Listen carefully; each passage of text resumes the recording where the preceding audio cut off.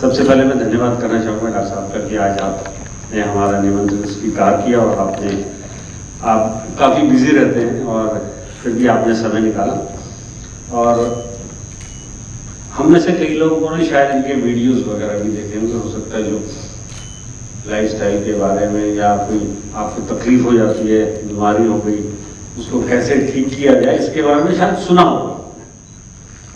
अगर नहीं सुना होगा तो आज मौका है, आज अच्छी तरह से इनकी बातें सुन लेना, बड़े काम की चीज़ आपके लिए ये बता के जाएंगे आज। और कोई डाउट भी हो बाद में फिर उसको आप पूछ लेना, और जो सीखे, जो आपको लगे अच्छी चीज़ बता के गए हैं डॉक्टर विश्वरूप, ये फिर आस पड़ोस में भी बताना उन बातों को, और कोशिश करना कि भाई हमारा जो जीवन है साफ सुथरा हुआ, परेशानी रहित चल सके। तो ज़्यादा समय नहीं लूँगा, बताता हूँ डॉक्टर साहब के बारे में, थोड़ा सा बता देता हूँ मैं। आप बहुत से लोग तो जानते होंगे, डॉक्टर साहब ने मधुमेह में जो पीएचडी की है और एक अंतर्राष्ट्रीय स्तर की जो यूनिवर्सिटी है वहाँ से की है उन्होंने। और डॉक्टर साहब एक DIP प्रोटोकॉल है इस नाम से, खान पान का, उसके बारे में ये जाने जाते हैं। इन्होंने 25 से अधिक पुस्तकें लिखी। अमेजन पे आप जब जाएंगे तो पुस्तकों को खरीद भी सकते हैं, सस्ती है, ज़्यादा महंगी भी नहीं होती। मैंने भी अभी डॉक्टर थोड़े दिन पहले 3 किताबें आपकी खरीदी हैं, तो वो पढ़ता रहता हूँ कुछ ना कुछ। डॉक्टर साहब आयुष मंत्रालय से भी जुड़े हुए, और बाकी डॉक्टर साहब थोड़ी आधा घंटा पहले आ गए थे, तो मैंने उनको जो चर्चा करनी थी वो मैं कर चुका हूँ डॉक्टर साहब से कि हमारे जवानों और फैमिलीज को किस तरह का जीवन शैली की वजह से कुछ तकलीफ हो जाती है, उसका निदान कैसे किया जाए। बड़े अच्छी तरह से प्यार से सुनना, आपको बहुत अच्छा लगेगा, मजा भी आएगा। और बच्चा ज़्यादा किसी का परेशान करने लगे तो थोड़ी देर उसको बाहर ले जाए।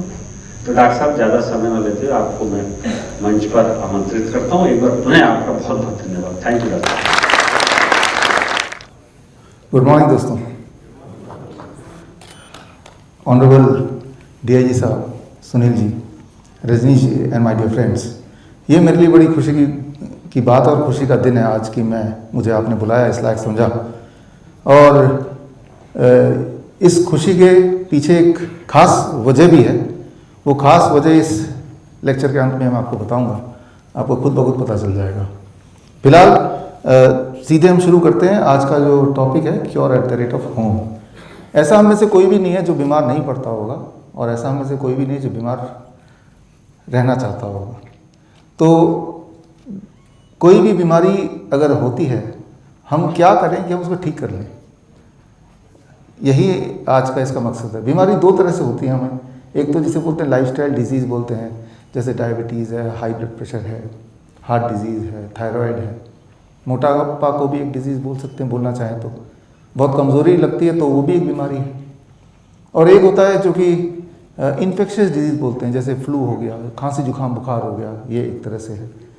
बीमारी कोई भी क्यों ना हो, हम चाहते हैं फटाफट इससे तकलीफ से दूर चले जाएं। तो वो कैसे करना है, और घर पे ही कैसे करना है, खुद ही कैसे बनना अपना डॉक्टर, और कैसे फास्टेस्ट तरीके से बिल्कुल तेज़ी से हम ठीक हो जाएं। और जो भी हम बता रहे हैं ये सिर्फ आपके लिए नहीं है, आपके घर में जो लोग हैं, जो हो सकता है आपसे दूर भी हो, उनको क्या बताएं, fastest, safest, right, sure shot and long term effect के साथ। तो मैं एक बीमारी को पकड़ूंगा, ओनली वन डिजीज़। आप देखेंगे कि बस एक को अगर पकड़ लें तो आपको सारी बीमारियां समझ आ जाएंगी, एक सिरे से पकड़ लें तो बहुत ज़्यादा कॉम्प्लिकेटेड हमारे बॉडी या बीमारी होती नहीं है, उसको समझने वाली बात है। तो इसको समझने की कोशिश करते हैं सीधे। जो इंडिया की बात करें, भारत की बात करें, तो डायबिटीज़ से हम शुरू कर सकते हैं। डायबिटीज़ का मतलब क्या है? डायबिटीज़ का मतलब है high blood sugar, right, sugar level. बोतल कहाँ गया? ठीक है। तो भारत की बात करें तो करीब मेरा काम भारत में और वियतनाम में, 2 देशों में ज़्यादा है। भारत में आप देखिए 8.8% डायबिटीज़ पेशेंट ऐसे बताते हैं, वियतनाम में 5.5%। भारत में जो ज़्यादातर पेशेंट हैं डायबिटीज़ के, वो मोटे पाए जाते हैं। तो हमें ऐसा लगता है कि मोटापा का डायबिटीज़ से कोई संबंध होगा, मोटा मतलब डायबिटीज़, डायबिटीज़ मतलब मोटा। जबकि वियतनाम में मैंने देखा वो उल्टा है, वो डायबिटीज़ पेशेंट पतले पतले होते हैं वहाँ के दिमाग में किसी से पूछो तो बोलते हैं कि यार ये पतला हो गया ना इसलिए डायबिटीज़ हो गई इसको। तो किस तरह से डेफिनेशन चेंज होता है वो मैं आपको समझाना चाह रहा हूँ। फिर तीसरा सेंटर हमारा मलेशिया में जो डायबिटीज़ की प्रेवलेंस है वो 15% है। वहाँ मोटे लोग भी हैं जो भारत के मूल के हैं, वहाँ चाइनीज़ मूल के लोग जो पतले भी हैं, वहाँ मोटा डायबिटीज़ भी पतला डायबिटीज़ भी है। तो एक ही बीमारी को मैंने अलग अलग एंगल से देखा और अंत में एक चीज़ मैंने पाया, वो एक चीज़ आपको समझाना चाहता हूँ। मान लीजिए आप अपना ब्लड शुगर चेक करते हैं और उसमें आता है रीडिंग 200 लिखा हुआ आ गया। वो जो 200 लिखा हुआ है वो है क्या, उससे हम क्या समझें और करें क्या उसका, ये समझना हमारे लिए ज़रूरी है। बस ये एक बात अगर आप समझ लेते हैं तो आपको सब कुछ समझ आ जाएगा। और ये एक बात समझने के लिए आपको 2-4 मिनट लग जाएंगे। तो ये जो 2-4 मिनट है बहुत इंपॉर्टेंट है। देखिए मेरे बॉडी का वेट है 70 kg और मेरी बॉडी से सारा खून अगर मैं बाहर निकाल दूं करीब 5 लीटर खून होगा। ये 1 लीटर का बॉटल है। कितने बॉटल चाहिए होंगे मेरे सारे खून को भरने के लिए? 5 बॉटल चाहिए होंगे, है ना। अब मैं किसी भी एक बॉटल से जिसमें खून भरा हुआ है एक बूंद निकाल के ग्लूकोमीटर में डालता हूँ और ग्लूकोमीटर में रीडिंग आती है 100 रीडिंग आती है। इसका मतलब ये है कि मेरे 1 लीटर खून में 1 ग्राम शुगर है। शुगर मतलब ग्लूकोज है, 1 ग्राम।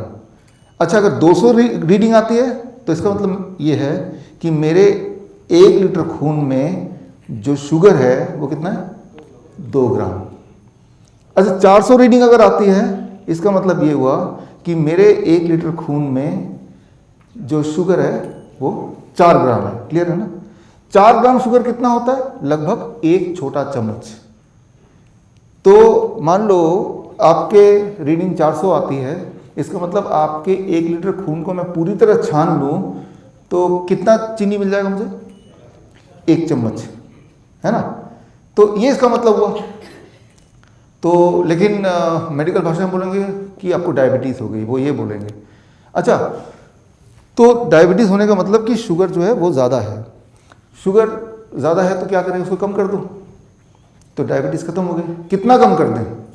एक रफ फिगर लेते हैं कि पहली बात तो शुगर है ही क्यों। इस वक्त आप मुझे सुन पा रहे हैं, समझ पा रहे हैं, रिस्पॉन्ड कर पा रहे हैं, मैं बात कर पा रहा हूँ। आप हर पल एनर्जी यूटिलाइज कर रहे हैं, नहीं? वो एनर्जी कहाँ से आ रही है? वही शुगर से आ रही है। शुगर है तो एनर्जी है, शुगर नहीं है तो एनर्जी नहीं है। तो शुगर अच्छा है कि बुरा है बॉडी के लिए? ज़रूरी है। Sugar is life. तो अगर आपको बोले कि आपका तो हाई ब्लड शुगर है तो आप क्या सोचेंगे? अरे मेरी तो एनर्जी बहुत ज़्यादा होनी चाहिए फिर तो, क्योंकि आपकी बॉडी में शुगर ही तो एनर्जी है। लेकिन जिस तरह से ये सड़कें हैं और सड़कों में गाड़ियों के लिए होती हैं, लेकिन गाड़ियाँ ज़रूरत से ज़्यादा होंगी तो सड़कें जाम हो सकती हैं। सड़कें गाड़ियों के लिए होती हैं, लेकिन गाड़ियाँ ज़्यादा होंगी तो जैम हो जाएगा, तो सड़क का काम ही नहीं रह जाएगा, गाड़ियाँ अटक जाएंगी। ठीक इसी तरह से आपका जो ब्लड है, खून है, वो भी एक ट्रांसपोर्टेशन सिस्टम है। वो शुगर को, बाकी न्यूट्रिशन को ट्रांसपोर्ट करने के लिए है, लेकिन उसका अगर क्वांटिटी ज़्यादा हो जाए तो वो भी जैम हो जाता है और तब दिक्कत आती है। तो जिस तरह से अगर एक चौड़ी सड़क है उसमें एट ए टाइम 2 गाड़ियाँ जा सकती हैं पैरेलली, लेकिन 2 की जगह 4 होगा तो जैम हो जाएगा। ठीक उसी तरह से आप दिमाग में रखिए, 1 लीटर खून में जो भगवान ने हमारे खून को बनाया, बॉडी को बनाया, जिस तरह से 1 लीटर खून में 2 ग्राम ग्लूकोज तक अलाउड है। जिस तरह से मोटरसाइकिल में 2 लोग चलना अलाउड है, तीसरा आदमी चलेगा तब भी गाड़ी चलेगी, लेकिन एक्सीडेंट का खतरा है, मोटरसाइकिल खराब हो जाएगा, बहुत सारी चीज़ें। ठीक उसी तरह से आपके 1 लीटर खून में 2 ग्राम शुगर तक ही चल सकता है, ठीक से, अच्छी तरह से। 2 ग्राम के लिए ग्लूकोमीटर में कितना रीडिंग होना चाहिए? 200। यानी कि 200 से कम रीडिंग है तो ठीक ठाक है। अच्छा, किसी का अगर 300 रीडिंग है तो कितना फालतू ग्राम शुगर है 1 लीटर खून में? कितना फालतू? 1 ग्राम। अगर वो 1 ग्राम आप निकाल दें तो आपकी डायबिटीज खत्म हो गई। तो सारा मामला है वो 1 ग्राम शुगर निकालना कैसे है। किसी का 1 ग्राम निकालना, किसी का 2 ग्राम, किसी का 3 ग्राम, वही तो है। तो निकालना कैसे सारा है। अभी कैसे निकालते हैं? अभी डॉक्टर के पास जाएंगे, वो कैसे निकालेंगे? वो आपको कुछ दवाइयाँ दे देंगे, ये खा लो आप खा लेते हैं, अगले दिन शुगर चेक करते हैं तो 1 ग्राम निकल गया। अगर आपका 300 था तो 200 हो गया या 100 हो गया, निकल गया ना। कभी आपने सोचा कि वो निकल के गया कहाँ? खून से तो निकल गया लेकिन गया कहाँ, सोचा आपने? अब ये दवाइयाँ क्या करती हैं, इसके अगर मैकेनिज्म आप देखें, रफली बता रहा हूँ मैं आपको। खून से शुगर लेती है और बॉडी में और बहुत सारी जगह है जो खाली पड़ी हुई है, जैसे जोड़ों, इसके जॉइंट्स के बीच में, सिर में बहुत सारी जगह खाली है, राइट, यहाँ घुटनों में जगह खाली है, वहाँ पे उसको छुपा देती है। तो आपका शुगर ब्लड में कम हो गया ना, कैसे? इनकी मदद से। लेकिन आपके बॉडी में शुगर कम हुआ क्या? बॉडी में शुगर सेम ही रहा, बस ये रिप्लेसमेंट हो गई। जैसे हमारे शहर में है ना, कचरा एक जगह से इकट्ठा किया दूसरी जगह डाल दिया, तो शहर में कचरा उतना ही है, राइट, सिर्फ उसकी जगह बदली हो गई। आपके पास एक टूल है जिसे कहते हैं ग्लूकोमीटर, जिससे ये समझ आता है कि ब्लड में शुगर कितना है। लेकिन ऐसा कोई टूल बनाने की बॉडी में शुगर कितना है, तो बॉडी का शुगर नहीं बदला, बॉडी का टोटल अमाउंट ऑफ शुगर उतना ही है, सिर्फ खून से उठा के कहीं और डाल दिया। जहां भी डाला, जहां भी वो इकट्ठा होने लगा, वो वाली बीमारी आपको हो जाएगी। फिर आपका शुगर तो नॉर्मल रह रहा है इसकी बदौलत, लेकिन आप बोलेंगे जोड़ों में बहुत दर्द है, राइट। तो या फिर वो किसी और ऑर्गन में जाएगा, हार्ट में जाएगा, तो हार्ट की कोई दिक्कत बताएंगे, बड़ा कमजोरी लग रही है, सांसों की बड़ी तकलीफ हो रही है। कई लोग भूलने की समस्या होती है, पार्किंसन बोलते हैं, अल्जाइमर बोलते हैं, डिमेंशिया बोलते हैं, सारे ब्रेन डिसऑर्डर है। अच्छा, नाम पार्किंसन, अल्जाइमर, डिमेंशिया, ये सारा आपने सुना हुआ है। एक बात आपने नहीं सुनी होगी, ये तीनों बीमारियों को कंबाइन करके एक नाम दिया गया है, डायबिटीज टाइप 3। बोलने का मतलब ये कि अब ये समझ आ गई है कि जितनी सारी बीमारियां हैं वो सारी एक ही बीमारियां हैं, डायबिटीज के ही अलग अलग रूप हैं। जॉइंट की बीमारी भी डायबिटीज की ही बीमारी है। आपको जो कुछ लोग बाई जेनेटिक ऐसा होता है कि उनका ब्लड शुगर कभी हाई, कितना ही मीठा खा ले शुगर नॉर्मल रहता है उनका।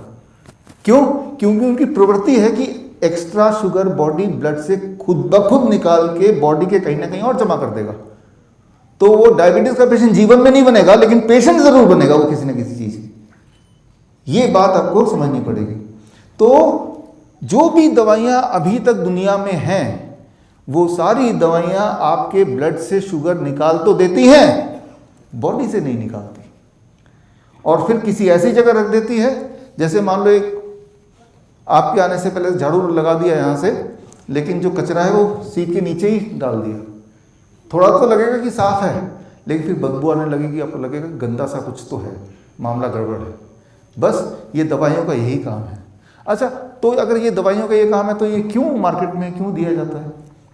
1 मिनट हम दवाइयों की बात करेंगे, फिर मैं ये बात करूंगा ठीक क्या करना है, कैसे ठीक करना है हमें, राइट। ये सारी दवाइयाँ, ज़्यादातर दवाइयाँ दुनिया में आई हैं 1960 से पहले, पुरानी दवाइयाँ हैं सब। एक ऐसे टाइम पे आई हैं जब रैंडमाइज कंट्रोल ट्रायल नहीं हुआ करता था। रैंडमाइज कंट्रोल ट्रायल क्या होता है कि कभी भी कोई दवाई दुनिया में आने से पहले उसको छोटे सैंपल में ट्राई करते हैं कि चलो भाई ये 200 लोग हैं जो डायबिटीज़ पेशेंट है, आधों को दवाई देंगे, आधों को नहीं देंगे, और ऐसा 5 साल तक देखेंगे। उसके बाद कितने लोग जिंदा रहते हैं जिनको दवाई दी, कितने लोग जिंदा रहते हैं जिनको दवाई नहीं मिली। इस तरह से ट्रायल होता है, that is called randomise control trial. लेकिन जब से दवाइयाँ आई हैं उससे तब ये सब नहीं था। तो दवाइयाँ कैसे आती थी? ऐसे ही आ जाती थी, लोग एक दूसरे को बोल के, कोई डॉक्टर लिख देता था, हाँ इससे शुगर कम हो रहा है। आपका गोल शुगर को कम करना नहीं है, आपका गोल है अपने हेल्थ को अच्छा करना। दो अलग बातें हैं, लाइफ स्पैन को बढ़ाना, क्वालिटी ऑफ लाइफ को इम्प्रूव करना, ये आपका गोल है।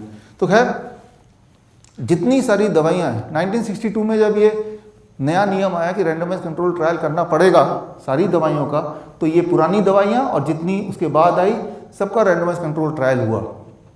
जितनी भी दवाइयों के नाम आपने सुने हैं, खासतौर पे डायबिटीज़ की, और सारे ट्रायल से यही नतीजा निकला कि जो लोग डायबिटीज़ की दवाइयाँ लेते हैं उनके मरने के चांसेस ज़्यादा हो जाते हैं इन कंपैरिजन टू जिनका ब्लड शुगर ज़्यादा होने के बावजूद भी दवाइयाँ जो नहीं लेते या नहीं ले पाते। समझ रहे हैं बात, राइट।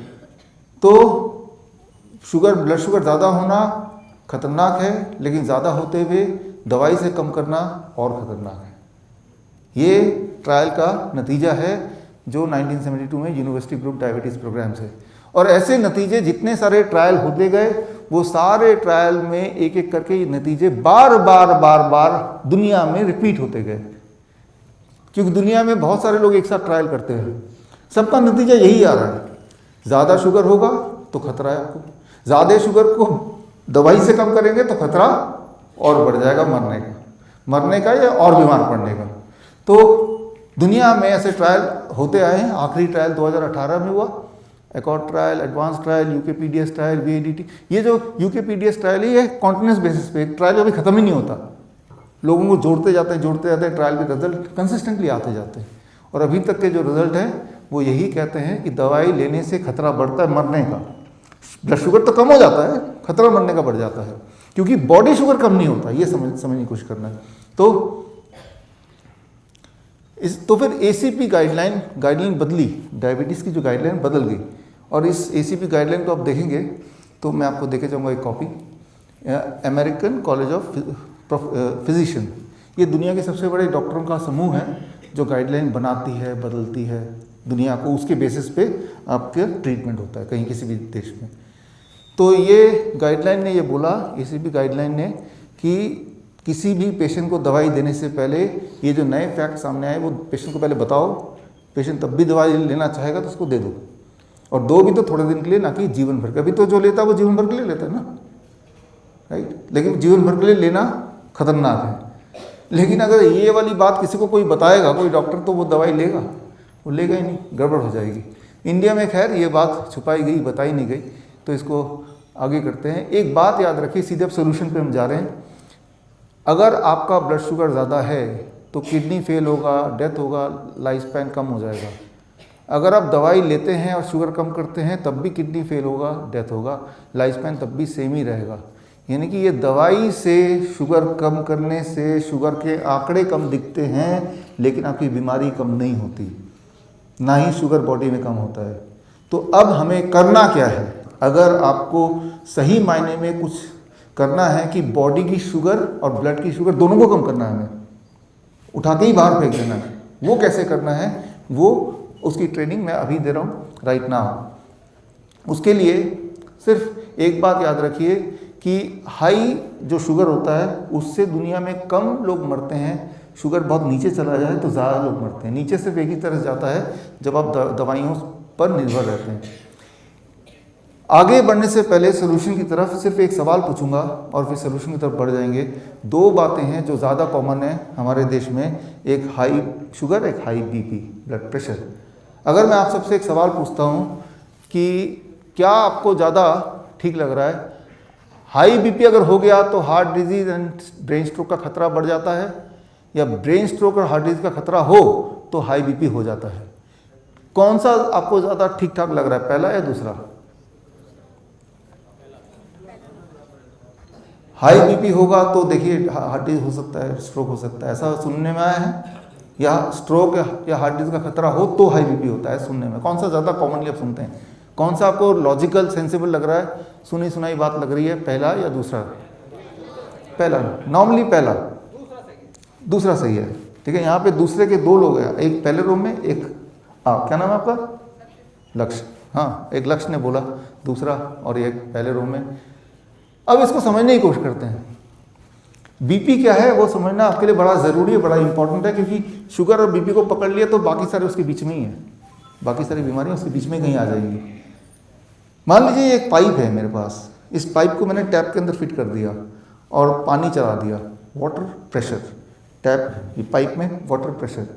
अब मैं इस पाइप को दबाता हूँ तो यहाँ पे वाटर प्रेशर बढ़ेगा या घटेगा?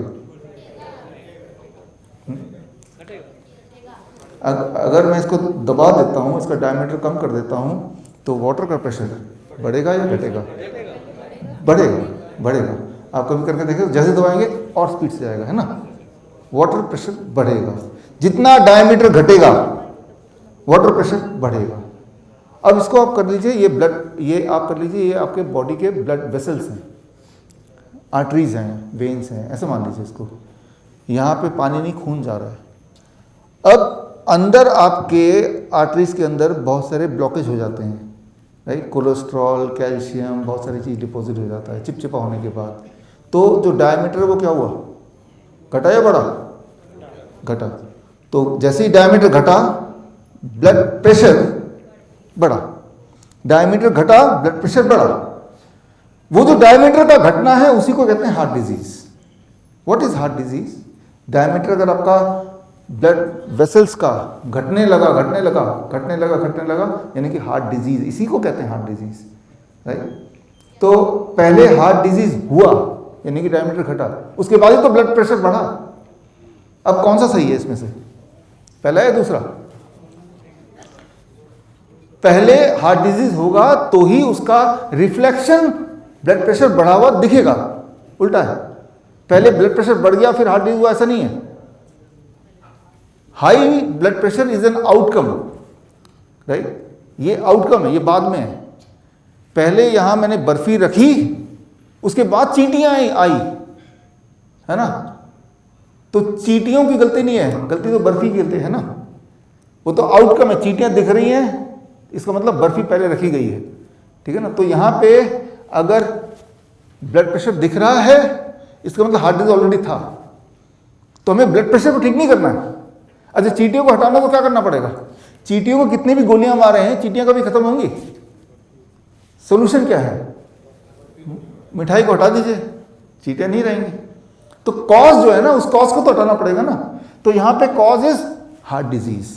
हार्ट डिजीज का मतलब कॉज इज द ब्लॉकेजेस, है ना। तो ब्लॉकेज को अगर हटा दो तो डायमीटर बड़ा हो गया, ब्लड प्रेशर कम हो गया। तो हमें ब्लॉकेजेस को हटाना है। अच्छा, ये ब्लॉकेज कहाँ पे होगा?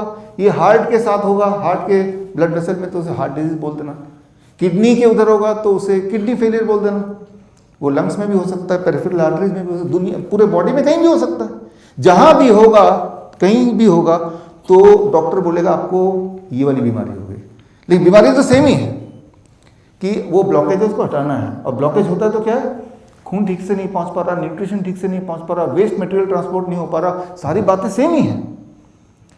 क्या दुनिया में कोई दवाई है जिससे आपकी ब्लॉकेज को खत्म किया जा सकता है? नहीं है अभी तक तो।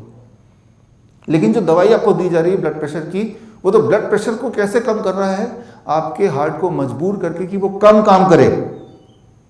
तो क्या हम चाहते हैं कि हमारा हार्ट कम काम करे? वो तो तभी होता है ना जब हम बूढ़े होते हैं। तो जितनी बार आप ब्लड प्रेशर की दवाइयां लेते हैं ब्लड प्रेशर को घटाने के लिए, तो याद रखिए वो हार्ट डिजीज को नहीं घटा रहा है, ब्लॉकेज को नहीं घटा रहा है, वो हार्ट की कैपेसिटी को घटा रहा है।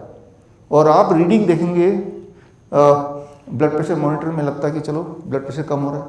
हमारा मकसद ब्लड प्रेशर कम करना नहीं है, हमारा मकसद हार्ट डिजीज कम करना है। ब्लड प्रेशर तो ऑटोमेटिकली कम हो जाएगा।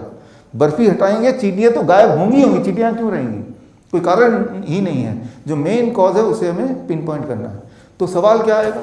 कैसे करें? कितने दिन में होगा? कैसे पता चलेगा? पता चलने का बड़ा अच्छा तरीका है, ब्लड प्रेशर कम हो जाएगा तो पता चल जाएगा। सबसे आसान तो यही है। या आपकी ताकत बढ़ जाएगी, वीकनेस खत्म हो जाएगा तो भी पता चल जाएगा।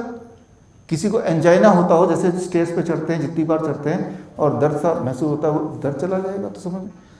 एंजाइना मतलब कि कुछ सेल्स हैं वहाँ तक ठीक से ऑक्सीजन, ठीक से न्यूट्रिशन नहीं पहुँच रहा है।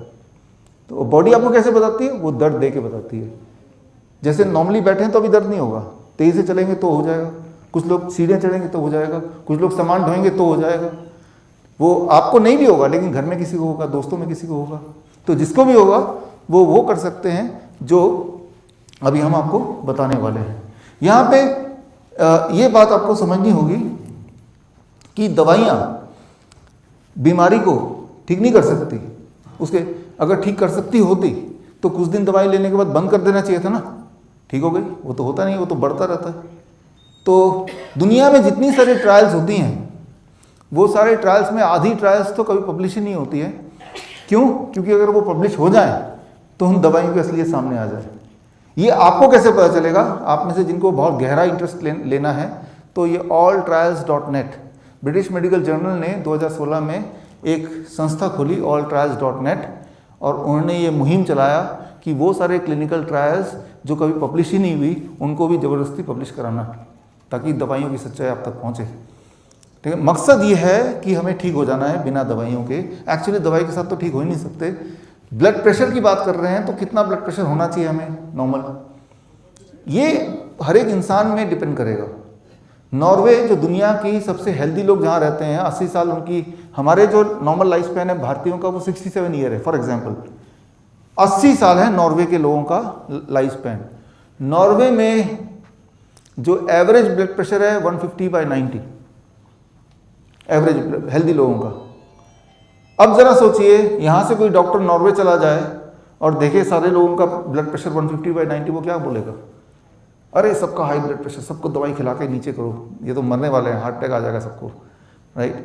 जबकि अब मैं आगे बताऊंगा आपको, भारत में एक जगह है जारावास, अंडमान निकोबार में, वहाँ जो आदिवासी उनका ब्लड प्रेशर 100/60, वहाँ कोई डायबिटीज़ नहीं, कोई हार्ट डिजीज़ नहीं, कोई कैंसर नहीं, उनके बारे में मैं आगे बताऊंगा। तो आपका कितना ब्लड प्रेशर नॉर्मल है वो सिर्फ एक ही इंसान बता सकता है, वो इंसान आप खुद हैं, राइट। कौन सा जूते का साइज आपको आता है वो हर एक का वेरी करता है, राइट। मेरा कुछ हो सकता है, आपका कुछ हो सकता है, ठीक उसी तरह से ब्लड प्रेशर कोई एक नहीं है, हर एक का 120/80, राइट। अब इसकी जो एक ट्रुथ है ब्लड प्रेशर की, जॉइंट नेशनल कमीशन रिपोर्ट 4 1993 से पहले अगर किसी की मेमोरी जाती है तो याद करें, उस वक्त 160/100 हुआ करता था। इससे ऊपर किसी की का ब्लड प्रेशर हो तो ही बोलते हैं थोड़ा बहुत दवाई खा लो। फिर 1993 के बाद 140 कर दिया, अब आप बोल रहे 120/80, हो सकता है कुछ महीने बाद हो जाए 115/75। ये धीरे धीरे घटते जा रहा है। जितना ही घटते जाएगा उतना क्या होगा, ज़्यादा लोग ब्लड प्रेशर की दवाइयाँ लेने लगेंगे, इस तरह से है, राइट। तो आपको कंफ्यूजन ना करके सिर्फ एक ही नंबर याद रखना है जिससे आप सोल्यूशन खुद कर पाएंगे। वो एक नंबर है 250, 250, बस यही याद रखिए। ये नंबर याद रखेंगे तो ये तीनों चीज़ों का सोल्यूशन आपको यहीं पे मिल जाएगा। 250 नंबर तो याद रहेगा, एक ही नंबर याद रखना है। कैसे? अभी तक का जो मेडिकल लिटरेचर में जो एविडेंसेस हैं, जो उसकी कॉपी में आपको देके जाऊंगा, वो एविडेंस ये कहता है, अगर ब्लड प्रेशर के बारे में बात करें, मोटा मोटी अप्रॉक्सीमेटली बात करें, तो जब आप ब्लड प्रेशर चेक करते हैं, चेक करने के बाद एक ऊपर एक नंबर आता है, नीचे एक नंबर आता है, दोनों को प्लस कर लीजिए, right. Top plus bottom, systolic plus diastolic. अगर दोनों मिला के 250 से नीचे है, मान लो 150/90 आ गया, कितना आ गया टोटल 150/90, प्लस कर दें तो 240, तो मान लो कि ये नॉर्मल है, चिंता की कोई बात नहीं है, राइट। जस्ट एक इंडिकेटिव नंबर बता रहा हूँ मैं आपको, राइट। ये कोक्रेन डेटाबेस 2018 की रिपोर्ट देखेंगे तो पता चल जाएगा आपको। तो अच्छा, 250 से नीचे आ रहा है बिना दवाइयों के, सब कुछ ठीक है। 250 से ऊपर आ रहा है तो शायद ठीक है, शायद ठीक नहीं है। ऐसा नहीं कि ठीक है ही और ऐसा भी नहीं ठीक नहीं है, लेकिन अगर ठीक नहीं है तो ठीक करना ज़रूरी है। उसके लिए आपको अपनी डाइट में थोड़ी सी बदलाव करनी है। क्या करना है उस पर आते हैं, लेकिन उससे पहले हम बात करते हैं कोलेस्ट्रॉल की। देखिए, कोलेस्ट्रॉल दो तरह से आपके बॉडी में होता है। एक वो कोलेस्ट्रॉल जो आपका बॉडी बनाता है, और एक वो कोलेस्ट्रॉल जो आप खाते हैं। जो कोलेस्ट्रॉल आप खाते हैं वही वाला कोलेस्ट्रॉल आपको दिक्कत करता है। बॉडी उतना कोलेस्ट्रॉल बनाता है जितना बॉडी को ज़रूरत है। बॉडी को एग्जैक्ट पता है आपको कितना ज़रूरत है, लेकिन बॉडी को ये नहीं पता कि आज आप कितना खाने वाले हैं, आपकी क्या प्लानिंग है। सिर्फ एक बात, अगर आज के इस पूरे लेक्चर का सिर्फ एक ही बात आप मानना चाहते हैं कि भाई आप एक बात बता दो, बस वही हम मानेंगे, तो मैं आपको आज से ये बोल रहा हूँ कि do not eat cholesterol, 50% problem solve हो जाएगी। अब ऑटोमेटिकली एक सवाल आएगा इसमें, कैसे पता चलेगा कोलेस्ट्रॉल किस में है किस में नहीं है? इसका जवाब बड़ा सिंपल है। जो भी खाना पौधों से आता है उसमें कोलेस्ट्रॉल नहीं हो सकता। जो भी खाना जानवरों से आता है उसी में कोलेस्ट्रॉल होता है। भगवान ने पौधों को कोलेस्ट्रॉल बनाने की शक्ति नहीं दी है। अच्छा, काजू में कोलेस्ट्रॉल है कि नहीं? काजू कहाँ से आता है? पेट से। तो कोलेस्ट्रॉल है कि नहीं है इसमें? नहीं है। अच्छा, दूध में कोलेस्ट्रॉल है कि नहीं? दूध कहाँ से आता है? पेट से आता है? नहीं आता, वो तो जानवर से आता है। कोलेस्ट्रॉल है। तो जब भी आपको ये पता करना हो कि भाई इस वाले खाने में कोलेस्ट्रॉल है कि नहीं, आप पूछेंगे ये पेड़ से आया है या जानवरों से आया है? अच्छा, जानवरों से आया, मुझे नहीं खाना या मुझे नहीं पीना। अच्छा, पेड़ से आया तो no cholesterol, I can eat. Simple one rule, right. So anyway, फिर भी अगर आपको फिर भी कोलेस्ट्रॉल मेजर करना ही है तो कोलेस्ट्रॉल के बहुत सारे आंकड़े धीरे धीरे बढ़ते जा रहे हैं। आज से 1978 से पहले होता था टोटल कोलेस्ट्रॉल, दैट्स ऑल। फिर आया एलडीएल, फिर एसडीएल, फिर आया वीएलडीएल, फिर ट्राइग्लिसराइड। वो बड़ा कॉम्प्लिकेट कर दिया। ऐसा दुनिया में कोई नहीं मिलेगा जिसका सब कुछ सही हो उनके आंकड़ों के हिसाब से। वो छोड़िए, आप एक ही आंकड़ा ध्यान रखिए, 250। जो टोटल कोलेस्ट्रॉल अगर 250 से नीचे है तो सब ठीक है, और 250 से ऊपर है तो सब खराब, ऐसा नहीं है। लेकिन हाँ, आपने क्या किया कि कोलेस्ट्रॉल वाले खाने को हटा दिया। हटाना वैसे भी है, राइट। एक आखिरी चीज़ गाइडलाइन में, ब्लड शुगर। आप देखिए, जितने पेशेंट हमने देखे ब्लड शुगर में, खासतौर पे टाइप 1 वाले ब्लड शुगर, उतना शायद हमारे देश में कि बहुत कम लोगों ने देखे होंगे। तो हमने ये पाया, ये पता लगाने के लिए कि आपका ब्लड शुगर नॉर्मल रेंज में है कि नहीं, उसका सबसे सटीक तरीका, सुबह उठते ही खाली पेट फास्टिंग ब्लड शुगर ले लिया आपने, खाली पेट वाला। रात को सोने से पहले एक और ब्लड शुगर ले लिया, खाना खाने के 2 घंटे बाद। दोनों को प्लस कर दीजिए, डिवाइडेड बाई 2। अगर ये रीडिंग 250 से नीचे आती है तो समझ लीजिए सब कुछ ठीक ही चल रहा है आपका। तो ACP गाइडलाइन 6 मार्च 2018 में और डिटेल मिल जाएगा। ये ACP गाइडलाइन में आपको देके जाऊंगा। अब इस ऑडियंस में 2 तरह के लोग हैं, एक वो जिनका सारी रीडिंग 250 से नीचे आया, एक वो जिनकी सारी रीडिंग या कोई रीडिंग 250 से ऊपर आया। अब जिनका ऊपर आया वो नीचे कैसे करेंगे? नीचे करने के लिए एक डाइट मॉडिफिकेशन करना पड़ेगा, जो सर ने अभी बताया आपको, DIP डाइट। वो डाइट मैं आपको एक्सप्लेन करता हूँ किस तरह से आपको डाइट कैसे लेना है ताकि आपका सारे आंकड़े रेंज में आ जाए। हमारा जो मकसद है आंकड़ों को रेंज में लाना नहीं है, वो सेकेंडरी मकसद है। हमारा मकसद है हमारी हेल्थ अच्छी हो जानी चाहिए, हमें कोई तकलीफ नहीं होनी चाहिए, हमें कोई वीकनेस नहीं होनी चाहिए, हमारा स्ट्रेंथ होना चाहिए, एनर्जी लेवल अच्छा होना चाहिए, कहीं कोई दर्द नहीं होना चाहिए, ठीक से नींद आना चाहिए, डिप्रेशन नहीं होना चाहिए। हमारा ये मकसद है। हमारा मकसद कोई आंकड़े को हम नहीं चेस कर रहे हैं, लेकिन आंकड़े भी ठीक हो जाएंगे, वो सेकेंडरी मकसद है। क्लियर है? तो कई लोग ऐसे हैं जो अपने आप को हेल्दी तभी मानते हैं जब उनके आंकड़े ठीक हो, नहीं तो वो हेल्दी नहीं मानते। मैं उनके पॉइंट ऑफ व्यू से भी बता रहा हूँ। अदरवाइज मैं खुद अपने आंकड़े कभी नहीं देखता। हो सकता है 15-20 साल बाद कभी कोई रिपोर्ट कराया हो, लेकिन इन लॉन्ग रन मैंने कभी नहीं देखा। अपने आप से पूछता हूँ how I am feeling, if I am feeling energetic तो सब ठीक है। तो अब करना क्या है? अभी तक ये मैंने बताया कि मैंने अभी तक 2 ही बात बताई आपको कि पहली बात ये बताई कि दवाई के माध्यम से अगर आप ठीक रहना चाहते हैं वो हो नहीं सकता। क्यों नहीं हो सकता? सर साइंस बता दी मैंने आपको। फिर दूसरी चीज़ बताई कि आंकड़े जो है वो कितना रिलायबल है, कितने डिपेंडेबिलिटी है, और अगर डिपेंडेबिलिटी है भी तो कौन से आंकड़े हैं जिन पे थोड़ा बहुत आप डिपेंड कर सकते हैं। अब बताना क्या रह गया है, करना क्या होगा, what we have to do. तो उसके लिए एक तस्वीर आपके सामने रखता हूँ। ये तस्वीर है, ये मैंने अपने मोबाइल से खींचा था कुछ साल पहले, अबाउट 8 साल पहले। ये अंडमान निकोबार द्वीप के समूह, उसमें बहुत छोटे छोटे आइलैंड है, छोटे छोटे, उनमें से एक आइलैंड का मैंने तस्वीर ये खींची। ये है, यहाँ जो लोग रहते हैं उन्हें कहते हैं जारावास। जारावास एक ट्राइब है और 50,000 साल पहले ये दुनिया से अलग हो चुके थे, जब सब लोग ही आदि मानव हुआ करते थे।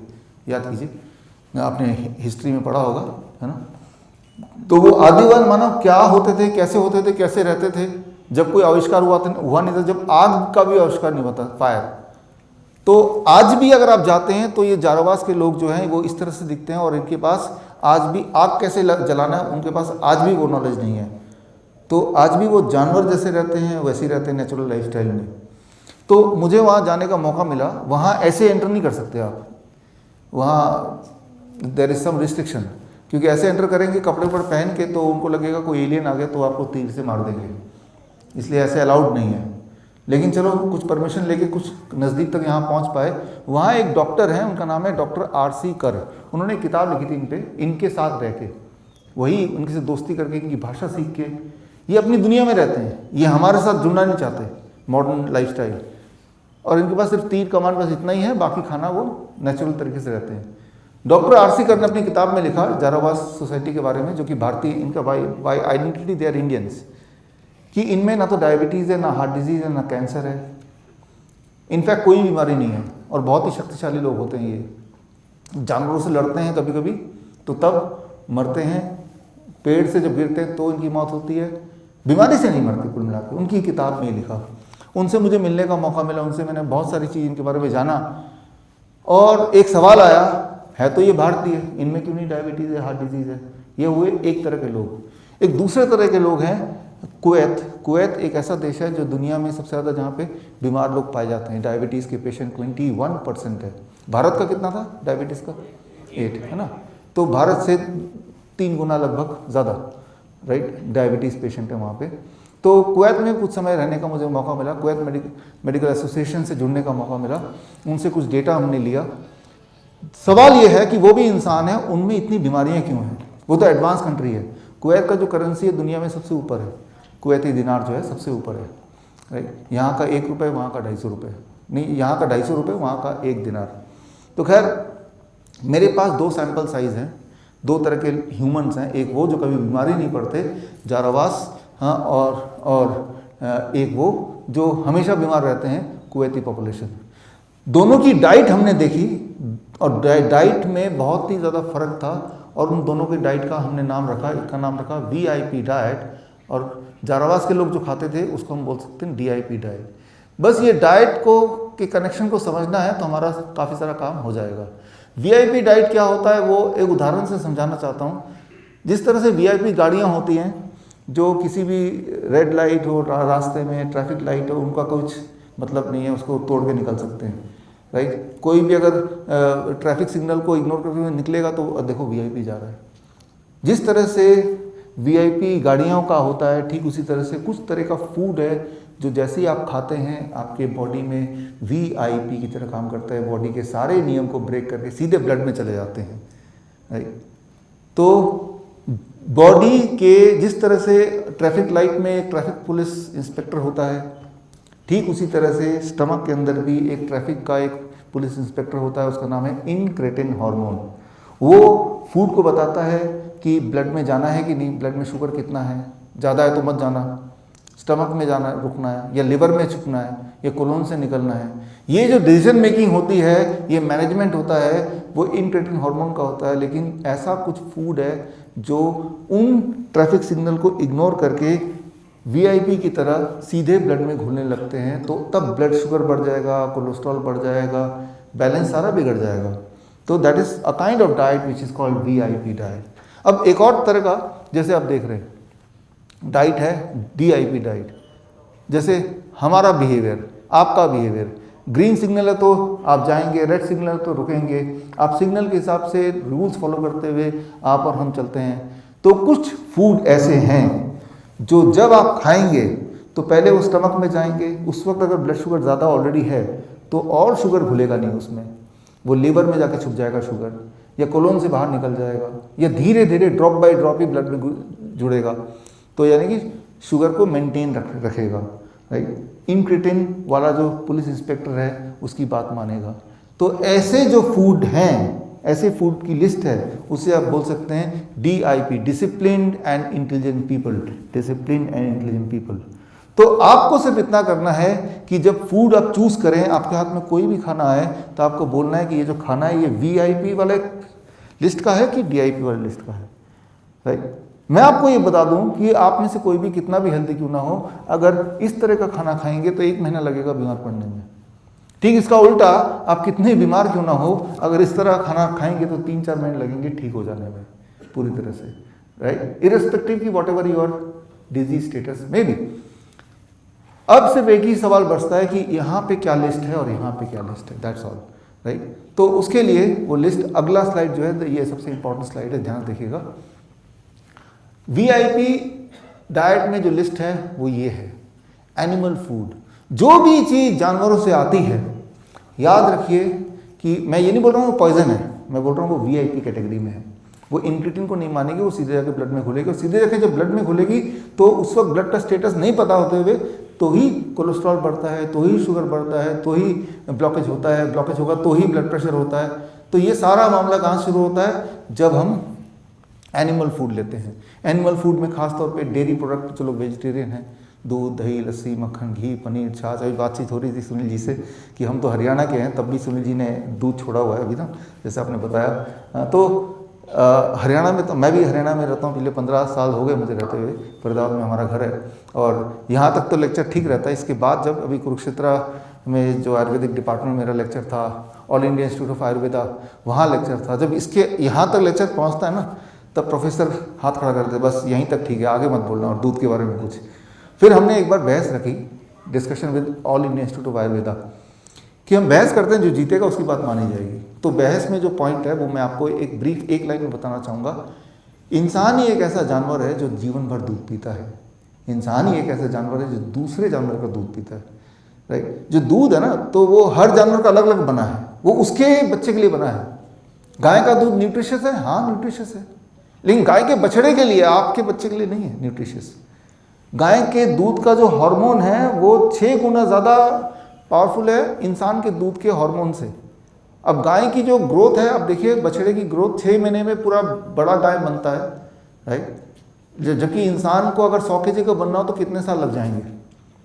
तो अगर हम गाय का दूध पिएंगे तो याद रखिए, जो भी चीज़ बड़ी तेज़ी से बढ़ती हो वो सही हो ज़रूरी नहीं है। कैंसर का मतलब ही बड़ी तेज़ी से ग्रो करना है, राइट। तो इसमें बहुत सारे और कन्फ्यूजन्स आएंगे, कैल्शियम कहाँ से मिलेगा, हमारे पूर्वज भी खाते पीते थे, बहुत सारे सवाल आएंगे, वो क्वेश्चन आंसर में आप ले लीजिएगा। मैं तो आपको यही बोलता हूँ कि आप मेरे कहने पे, सिंस आप यहाँ पे हैं, 15 दिन के लिए कुछ और मत कीजिए, सिर्फ दूध छोड़ के देखिए, डेयरी प्रोडक्ट छोड़ के देखिए। अगर जीवन भर आपने दूध पिया है, 15 दिन नहीं भी पिएंगे तो ऐसा कुछ डेफिशिएंसी होने नहीं वाली। 15वें दिन पूछिए अपने आप से, क्या मेरे जोड़ों के दर्द थोड़े कम हुए, क्या मेरा ब्लड शुगर थोड़ा कम हुआ, क्या मेरी एनर्जी लेवल थोड़ी बढ़ गई, क्या मेरी नींद थोड़ी बेटर हो गई। अगर आपका सारे जवाब हाँ में आ रहे हैं, इसका मतलब कुछ तो बात है। तो 15 दिन और मत लीजिए। तो मैं ये बोलना चाह रहा हूँ कि आंख बंद करके फॉलो करने की जरूरत नहीं, लेकिन एक्सपेरिमेंट करने की जरूरत है, एक बार मौका देने की जरूरत है। और मौका 15 दिन के लिए दे रहे हैं, सिर्फ एक ही चीज़ कर रहे हैं। 15 दिन को भी 7 दिन में डिवाइड कर दीजिए, 7 दिन में भी थोड़ा फर्क दिखेगा आपको। खास तौर पे जो कॉन्स्टिपेशन के पेशेंट हैं, पेट की गड़बड़ी होती है, एसिडिटी जिनको होती है, राइट। तो एक मौका आप दीजिए कि जीवन भर आपने दूध का साथ दिया, डेयरी प्रोडक्ट, राइट। और चलो हम 7 दिन से 15 दिन, लेट इट बी 15 डेज, एक बार एक एक्सपेरिमेंट करके देखते हैं। मैं तो इतना बोलता हूँ कि मेडिकल लिटरेचर में हम बहुत सारी चीज़ों को डिस्कस कर सकते हैं, लेकिन सबसे इंपॉर्टेंट बात क्या है कि हमारे ऊपर क्या असर कर रहा है, राइट। तो वो इंपॉर्टेंट है, वही असली एविडेंस है। इंडस्ट्रियल फूड, याद रखिए कि कोई भी चीज़ जो फैक्ट्री से आती हो उसे मत लीजिए। आप पकड़िए हाथ में, ये फैक्ट्री से आया है, सीधे खेत से आया है, फैक्ट्री से आया है, क्या हो सकता है, बिस्किट है, ब्रेड है, नमकीन है, जो पैक होकर आता है, डोंट टेक इट। सप्लीमेंट्स हैं हर तरह के, छोड़ दीजिए। दवाइयाँ हैं हर तरह की, जितनी तरह की दवाइयाँ हैं वो कुछ ना कुछ साइड इफेक्ट करती हैं, धीरे धीरे टेपर डाउन करना होता है। ज़िंदगी भर दवाई लेना ये अपने आप में एक हेल्दी आइडिया नहीं है। ये है VIP डाइट। DIP डाइट में 4 चीज़ें हैं। फ्रूट्स, किसी भी तरह का फल कितना भी आप खाएंगे वो अच्छा ही होगा। हमारे जो डायबिटीज़ के पेशेंट हैं, आम के सीज़न में वो आम 1 किलो 2 किलो खाते हैं कम से कम। तो मीठे से ब्लड शुगर नहीं बढ़ता है, राइट। मीठे से ब्लड शुगर कंट्रोल होता है अगर मीठा आम का हो या कोई मीठे फल का हो या किसी फल का हो। वेजिटेबल कच्चे फॉर्म में, नट्स एंड स्प्राउट्स, अंकुरित चने, अंकुरित मूंग, नट्स और पत्ते। हर दिन अगर थोड़ा थोड़ा पत्ते आप खाएं, मूली के पत्ते, पान के पत्ते, पुदीना के पत्ते, धनिया के पत्ते, पालक के लें, थोड़ा सा, कितना थोड़ा सा, मान लीजिए आपका, जैसे मेरा वेट 70 kg, इसका आधा कर लो, 35 ग्राम्स, थोड़ा सा। तो ये दवा है। अगर ये डायबिटीज़ के पेशेंट ले लें इतना जितना मैंने बोला, एक दिन के अंदर ब्लड शुगर नीचे आ जाएगा। जो इंसुलिन वाले पेशेंट उनको हम देते हैं, जिनकी हीमोग्लोबिन डाउन रहता है उनको हम देते हैं। तो ये है DIP डाइट, ये है VIP डाइट। अगर आपने ये निर्णय लिया अभी से कि आज के बाद मेरे मुंह के अंदर जो भी जाएगा वो इन्हीं में से होगा, इन्हीं में से होगा, और ऐसा अगर आपने 3 दिन कर दिया, मैं 15 दिन की बात भी नहीं कर रहा, अब तो मैं 3 दिन 72 आवर्स किया कि चलो आज से लेके 3 दिन तक, इस मंडे तक, राइट, हम जो भी मुंह के अंदर डालेंगे वो इन्हीं में से होगा। 3 दिन का एक्सपेरिमेंट करके देखते हैं, राइट। तो जो डायबिटीज़ के पेशेंट हैं उनका ब्लड शुगर तीसरे दिन तक नॉर्मल आने लगेगा। मतलब आपकी मजबूरी हो जाएगी कि अकॉर्डिंगली जो इंसुलिन ले रहे हैं, इंसुलिन को आधी कर दे, दवाई ले रहे हैं उसको छोड़ना मजबूरी हो जाएगा, नहीं तो ब्लड शुगर बहुत नीचे चला जाएगा। सोच सकते हैं कितना पावरफुल है डाइट। 7 दिन तक करने लगेंगे तो उनका ब्लड प्रेशर नॉर्मलाइज होने लगेगा, इंटेस्टाइनल डिसऑर्डर खत्म होने लगेगा, कोलेस्ट्रॉल जो हाई दिख रहा था वो कम होने लगेगा। 1 महीने तक अगर किया आपने, राइट, तो 10% वेट घटेगा। हमें वेट नहीं घटाना, एक्चुअली इंच लॉस करना है। मतलब आप इंची टेप से नापिए और इंच 2 इंच घट जाए तो बात बन जाए। हमें वेट, अगर वो बोलता है मुझे वेट घटाना है तो मैं बोलता हूँ वेट घटाना है तो आपको कौन सा वेट घटाना है? मसल का वेट घटाना है, हड्डियों का वेट घटाना है, आपको एक्सेस जो चीज़ है वो घटाना है। और वो कैसे घटेगा? वो जो मैंने बताया DIP डाइट, उससे घटेगा। थायराइड के जो पेशेंट हमने देखे हैं वो 2 महीने में उनको थायराइड की गोली छूट जाती है। अगर नहीं छोड़ेंगे तो हाइपोथायराइड का हाइपरथायराइड बन जाएगा, उल्टा हो जाएगा, मजबूरी है छोड़ना। कैंसर के पेशेंट जो हमारे हॉस्पिटल में आते हैं वो 6 महीने लगाते हैं इसको पूरी तरह ठीक करने में, अस्थमा के पेशेंट्स को। किडनी डिस्फंक्शन के पेशेंट 8 महीने में, जो डायलिसिस के पेशेंट्स हैं उनकी धीरे धीरे डायलिसिस कम होने लगती है, छूटने लगती है। तो ये अभी ये जो हमने बनाया टेबल, ये हमारे जो पेशेंट्स हैं पूरे देश विदेश में, उनके आंकड़ों को इकट्ठा करके एक आइडिया देने के लिए आपको बताया। ये थोड़ा वेरी कर सकता है हर एक में, लेकिन ये आइडिया है। अब सवाल आता है जो कि बहुत इंपॉर्टेंट सवाल है, एग्जैक्टली कैसे करना है। जैसे कल सुबह से हमें क्या करना है, कल सुबह से जो अब मैं बताने जा रहा हूँ ये इंपॉर्टेंट नहीं है कि आपकी बीमारी कौन सी है। वो डायबिटीज़ हो सकता है, हाई ब्लड प्रेशर हो सकता है, मोटापा हो सकता है, वीकनेस हो सकता है, पेट जोड़ों में दर्द हो सकता है, डिप्रेशन हो सकता है, नींद ना आना हो सकता है, कुछ भी हो सकता है, राइट। इंपॉर्टेंट ये कि कुछ भी या कुछ नहीं भी है तो भी हम और एनर्जेटिक रहना चाहते हैं। तो कल से जो आपको करना है वो 3 स्टेप में बता रहा हूँ। स्टेप 1 12 बजे तक जो भी कुछ मुंह के अंदर जाएगा, लेट इट बी फ्रूट्स, 3 से 4 तरह के फल, कोई भी 3 से 4 तरह के फल, केला है, सेब है, संतरा है, पपीता, तरबूज, खरबूज, जो भी फल आपको मिल जाए। कितना? आपके बॉडी वेट के समान। मेरा बॉडी वेट 70 kg इंटू 10 यानी कि 700 ग्राम मिनिमम, मैक्सिमम तो कितना भी खा सकते हैं। 12 बजे से पहले सिर्फ यही जाएगा और पेट भर के खाना है। ये हो गया पहला स्टेप, राइट। यानी कि पराठे, रोटी, ब्रेड, बिस्किट, चाय बंद। स्टेप 1। स्टेप 2, जब भी आप लंच के लिए बैठेंगे, याद रखिएगा डिनर के लिए बैठेंगे, इन दोनों ही केसेस में आप 2 प्लेट लेके बैठेंगे, प्लेट 1 एंड प्लेट 2। प्लेट 2 में आप सब कुछ खाइए, रोटी, सब्जी, दाल, चावल, जो खाना चाहते हैं। तो जो भी आप लेना चाहते हैं, इडली, डोसा, जो भी आपका स्टैंडर्ड फूड है वो इसमें रख दीजिए। और उससे पहले प्लेट 1 में सलाद। देखिए सलाद सभी खाते हैं, लेकिन सलाद जब एक पर्टिकुलर क्वांटिटी से अधिक खाएंगे तो वो दवा बन जाएगी। कितना? आपका बॉडी वेट इंटू 5। मेरा body weight 70 kg into 5, right, 350 grams मेरे लिए। इतना पहले ये खाया, अब आपने अपना रोटी सब्जी खाया। आपको लगेगा पेट तो भर ही जाएगा यहाँ पे, लेकिन होगा उल्टा कि जब ये खाएंगे आपकी एपिटाइट बढ़ जाएगी, आपकी मेटाबॉलिज्म बढ़ जाएगी, आपकी भूख बढ़ जाएगी। और अगर पहले 2 रोटी आप खाते थे लंच में, तो अभी भी 2 रोटी खाएंगे, लेकिन आपका खाना बढ़ गया उल्टा। ये अच्छी निशानी है। पहले दिन नहीं होगा, तीसरे चौथे दिन हो जाएगा। तो ये है लंच में। डिनर भी यही करना है, डिनर सनसेट से पहले कर लीजिए, यानी कि 7 बजे से पहले कर लीजिए, पक्का ही कर लीजिए। 7 नहीं तो 7:30, नहीं तो 8, लेकिन लेट डिनर मत कीजिए। एक आखिरी बात, पैक्ड फूड छोड़िए, एनिमल फूड छोड़िए, और पूरे दिन भर में कुछ खाने का मन करे, स्नैकिंग का मन करे तो नट्स वगैरह ले लीजिए, मुट्ठी भर स्प्राउट ले लीजिए, फल पूरे दिन भर में कभी और भी खाना चाहे तो खा लीजिए। धूप ज़रूर देखें 40 मिनट। किसी बहाने से आप ये बहाना रख सकते हैं कि नाश्ता हमें धूप में ही करना है, लंच मुझे धूप में ही करना है। 40 मिनट नहीं तो 15 मिनट से, लेकिन धूप थोड़ा बहुत दिखाइए अपने आप को। This becomes the DIP diet, right. ये तीनों स्टेप अगर आप करते हैं तो हमने ये देखा है कि ये तीनों स्टेप करते ही, राइट, इस तरह से रिजल्ट आने दिख जाते हैं। और ये तीनों स्टेप आप जब करेंगे तो आपको आसान लगेगा, इट इज़ नॉट डिफ़िकल्ट, आप बड़े आराम से इसको कर पाएंगे। तो जितनी सारी बातें मैंने अभी तक बताई हैं, ये मेरा खुद का एक्सपीरियंस तो है ही, लेकिन ये क्लिनिकल ट्रायल से प्रूवन है।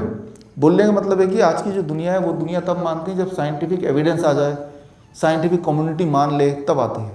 अगर आप उनमें से हैं कि साइंटिफिक कोई क्लिनिकल ट्रायल हुआ है, जो सारी बातें आप कर रहे हैं, इस तरह का अगर किसी के सवाल हैं तो उसका जवाब मैं देना चाहूँगा। उसका जवाब ये है कि जो DIP डाइट मैंने अभी बताया, इस पर क्लिनिकल ट्रायल हुआ। ऑल इंडिया इंस्टीट्यूट, ट्रायल का स्पेलिंग गलत है, all India institute of Ayurveda, ministry of Ayush ने ट्रायल किया। 2 साल उन्होंने देखा और 2 साल के बाद इस ट्रायल का नतीजा 2020 में इन्होंने दिया। और जो सारे मैं बातें बता रहा हूँ वो सारी कुछ साबित होते हुए दिखाई दिया। तो ये गवर्नमेंट के क्लिनिकल ट्रायल रजिस्ट्री होती है गवर्नमेंट के साइट में, वहीं पे आपको मिल जाएगी। अगर आपको देखना है वो, तो ये bishrup.com/research में जाएंगे तो वो सारे लिंक मिल जाएंगे। अभी तक मैंने जो बताया वो है ये है कि मामूली छोटी मोटी जो बीमारियां हैं, डायबिटीज़ है, मोटापा है, हार्ट डिजीज़ है, छोटी मोटी इसलिए कि दिन भर का काम हम कर पा रहे हैं आप, लेकिन थोड़ा बहुत वीकनेस है, थोड़ा बहुत कहीं दर्द है, उसके साथ काम भी चल रहा है। तो थोड़ा बहुत जैसे बोलते हैं कि कोई काम रुक नहीं रहा है, लेकिन लाइफ इज़ नॉट स्मूथ। कमज़ोरी के बावजूद कर रहे हैं, सुबह उठ रहे हैं तो लगता है कि धक्का मार के उठना पड़ रहा है, ठीक से नींद नहीं आ रही। तो देखिए नींद का क्या है, 2 ही स्टेप हैं। 7 बजे से पहले खाना खा लें और उसके बाद 10 बजे के बाद सोएं, इतना 3 घंटे का गैप होगा, राइट, तो बेहतर रहेगी। एक तो फिर भी नींद नहीं आ रही तो एक और चीज़ करना है तो ताकि अच्छी नींद आए, वो मैं 10 मिनट में आपको बताता हूँ। तो ये DIP diet for all kind of simple diseases मैंने आपको बताया जो, लेकिन एक है जो ऐसे लोग हैं जो इतने बीमार हैं जो अपने बेड से ही नहीं उठ पाते। मान लो 3rd stage cancer, 4th stage cancer के, या किडनी फेलियर के पेशेंट हैं, 5th स्टेज पे फेलियर जो डायलिसिस पे हैं, राइट, जिनको बहुत ज़्यादा दर्द होता है, दर्द से वो मॉर्फिन की दवाई लेते हैं तब जाके दर्द उनका रुकता है या तब कंट्रोल होता है थोड़ी देर के लिए। या पार्किंसन के पेशेंट्स हैं जो हाथ हिलता रहता है, वो दवाई लेते हैं 2 घंटे तक तब स्टेबल हो जाता है, फिर दोबारा हिलता है, फिर दवाई लेते हैं, फिर 3 घंटा 2 घंटा स्टेबल रहता है। जो एक्सट्रीम पेशेंट हैं, ऐसे पेशेंट जो इस हालत में हैं कि वो काम ही नहीं कर सकते कोई, बल्कि उनको अटेंड करने के लिए कोई चाहिए। अगर ऐसी स्थिति हो तो क्या करना है, घर पे रहते हुए क्या करना है, किस तरह से बिना पैसे के ठीक होना है, उसका एक छोटा सा नमूना मैं आपको दिखाता हूँ। वो नमूना देखेंगे तो वो जो भी मैं आप दिखाऊंगा उसे कहते हैं ग्रैड सिस्टम, जो हमारे हॉस्पिटल्स में लगे हुए हैं, लेकिन आप घर पे भी बना सकते हैं, वो भी मुफ्त में बना सकते हैं। और ग्रैड सिस्टम पे भी क्लिनिकल ऑब्जर्वेशन स्टडी हुआ है, Shridhar University and Dayanand Ayurvedic College ने किया, अभी उसका नतीजा निकाला था 2 दिन पहले। तो ग्रैड स्टडी क्या है, सिस्टम क्या है, किस प्रकार डायलिसिस के पेशेंट या ऐसे पेशेंट, आप में से अगर कोई भी ऐसा है जिनके घर में कोई है कि जिनको दर्द है बॉडी के किसी पार्ट में, ऐसा दर्द कि वो इंजेक्शन से ही ठीक होता है, ऐसा दर्द जैसे मान लो किडनी स्टोन का दर्द होता है, गॉलब्लैडर स्टोन का दर्द होता है, पीरियड्स के दर्द होते हैं, एक्सट्रीम पेन जिसे बोलते हैं, बॉडी के किसी पार्ट में अगर पेन हो, बहुत ज़्यादा पेन हो या सूजन हो, पेट फूल गया एकदम, या डायलिसिस के पेशेंट होते हैं जिनके पैरों में सूजन आ जाती है, राइट, तो ऐसे पेशेंट को क्या करना है वो आप देखिए विजुअली। अगला ये है, ये आप देख रहे हैं, ये हमारे चंडीगढ़ के हॉस्पिटल का, आप जो देख रहे हैं बड़ा सिंपल आप देख रहे हैं कि सब लोग पानी के इस टब में बैठे हुए हैं।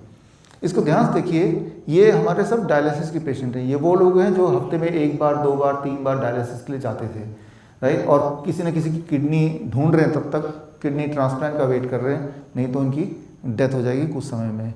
तो वो हमारे हॉस्पिटल में आए और आप देख रहे हैं ये चंडीगढ़ के हॉस्पिटल का, और उनको पानी में हम बिठाते हैं 2 घंटे के लिए।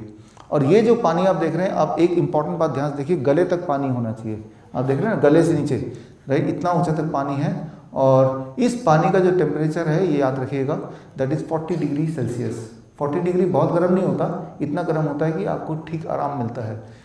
तो ये जोधपुर का हमारा जो हॉस्पिटल है वो यहाँ का सीन है, आप देख रहे हैं 40 डिग्री सेल्सियस पानी में इस तरह से 2 घंटे अगर कोई बैठेगा तो बॉडी के अंदर की सूजन चली जाती है, निकल जाती है।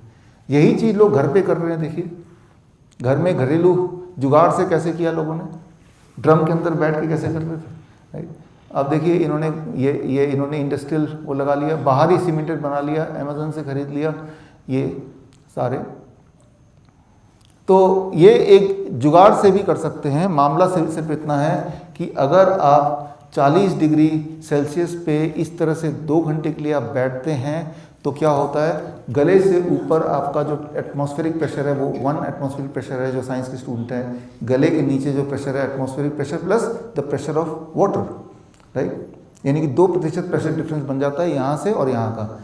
इस प्रेशर डिफरेंस में, इन 40 डिग्री टेम्परेचर में आपके बॉडी में कुछ बदलाव आते हैं। वो सारे जो बदलाव हैं, कुछ केमिकल बढ़ जाते हैं, कुछ केमिकल कम होने लगते हैं, और जैसे ही ऐसा होता है बॉडी में, तो बॉडी के अंदर जो भी चीज़ फालतू है, किसी के बॉडी में सोडियम फालतू है, किसी के बॉडी में कैल्शियम फालतू है, किसी के बॉडी में शुगर फालतू है, किसी के बॉडी में क्रेटिनाइन फालतू है, यूरिया, यूरिक एसिड, हमें नहीं पता, या फैट, जो भी कुछ, या फ्लूइड, पानी भरा हुआ है, जो भी चीज़ भरा हुआ है आपके बॉडी को ज़रूरत नहीं है, वो चीज़ बॉडी निकाल देती है, राइट। कैसे निकालती है? यूरिन के रास्ते निकालती है, पसीने के रास्ते निकालती है, निकाल देती है। आपको कैसे पता चलेगा निकली कि नहीं निकली है?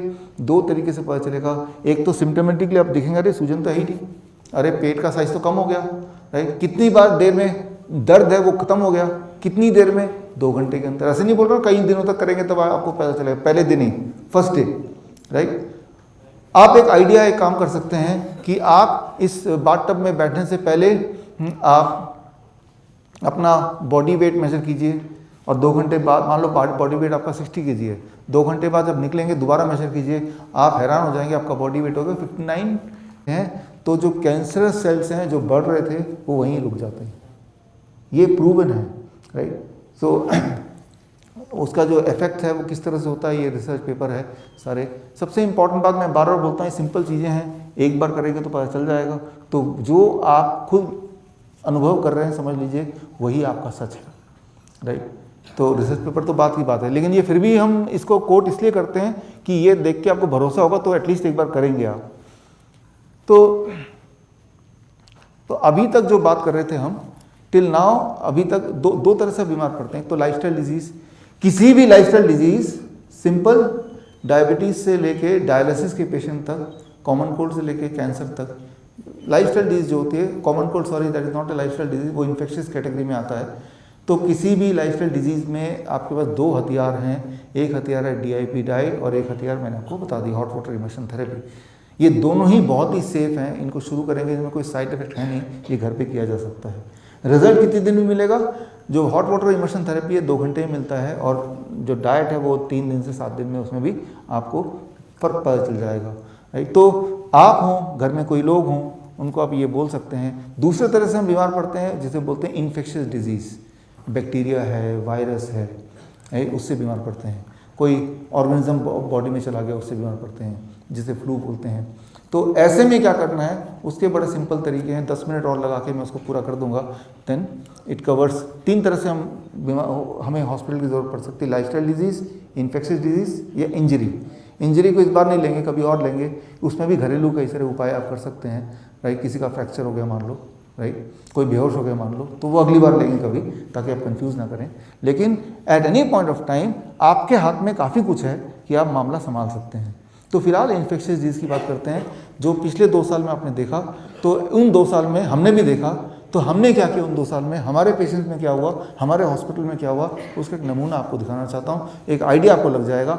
याद रखिए, जब आपको कॉन्फिडेंस होता है कि कुछ भी हो जाए मैं संभाल लूँगा, तो वो बहुत इंपॉर्टेंट है। पैनिक नहीं होगा ना तो बीमारी ज़्यादा फैलेगी नहीं, जब पैनिक होता है बीमारी फैलने लगती है। नमूना मैं आपको दिखाता हूँ, नमूना ध्यान से देखिए, इंटरेस्टिंग है।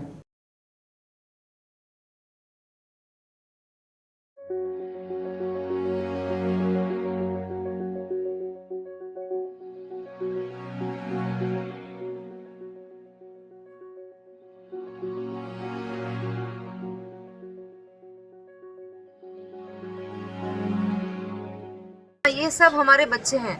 ये 8 साल की है, आप कितने साल के हो? 8 साल का है, ये 14 साल की है, वो 15 साल का है। तो ये सब छोटे बच्चे हैं हमारे यहाँ पे। कोरोना पॉझिटिव्ह पेशंट्स बिल्कुल फिट हो गए। आपण 14 एप्रिल रोजी आदरणीय शरदचंद्रजी पवार आरोग्य मंदिर या नावाने हे कोविड सेंटर सुरू केलं। त्या कोविड सेंटरच्या माध्यमातून इतका चांगला रिझल्ट मिळाला। आपण आजपर्यंत 7600 लोक या कोविड सेंटर मधून डिस्चार्ज केले। मैं हूं प्रतीक जोशी और हमारी जो जीत हुई है उसका वीडियो अभी जस्ट आपके सामने आने वाला है।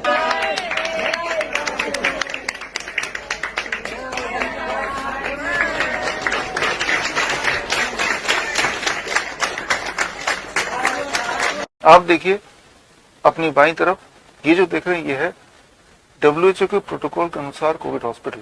यहाँ मास्क भी है, PPE किट भी है, सोशल डिस्टेंसिंग भी है और ड्रेस में पेशेंट्स भी हैं। तो दूसरी तरफ अहमदनगर में हमारा नाइस कोविड केयर सेंटर, यहाँ ना तो कोई मास्क है, ना PPE किट है, ना सोशल डिस्टेंसिंग है। अगर कुछ है तो सिर्फ और सिर्फ लव और कंपैशन। तो हमारे सेंटर में जो 30% पेशेंट ऐसे आते थे जो आते ही एम्बुलेंस में थे, जो बाकी हॉस्पिटल से आते थे, जब उनके पैसे खत्म हो गए, ये तो फ्री था, तो ऑक्सीजन सिलेंडर लगा के आते थे। 30% जो सीवियर कैटेगरी में, जो हम बोलते हैं जो सीवियर कैटेगरी के जो हमारे जो क्राइटेरिया उसके हिसाब से। तो हमने ये हेल्पलाइन नंबर शुरू किया, जो आज भी ये शुरू किया था 2020 जुलाई में, जून में। ये आज भी एग्जिस्ट करता है, 24 आवर हेल्पलाइन है। और इस हेल्पलाइन से जो लोग जुड़ते थे, कोविड पेशेंट बोले, फ्लू पेशेंट बोले, वो या जो हमारे सेंटर में आते थे कोविड सेंटर में, वो कैसे हम उनको फ़ोन से या जो सामने आते थे उनको हम कैसे ठीक करते थे, वो क्या हम करते थे एग्जैक्टली, वो आपको अगले 2-3 मिनट बताऊंगा। And that will be the end of the session. वो ये किताब में भी है, ये किताब भी आपको दे जाऊंगा। और ये किताब आपको डाउनलोड करना है तो bishop.com/ayush से आप डाउनलोड कर सकते हैं। और ये देखिए, ये हमारे नाइस एक्सपर्ट हैं, ये पेशेंट हैं, किस तरह से वहाँ पे काम चलता था। यहाँ तक कि एक शादी भी हमने कोविड सेंटर में कराई, राइट। ये है, ये कोविड सेंटर का ही है।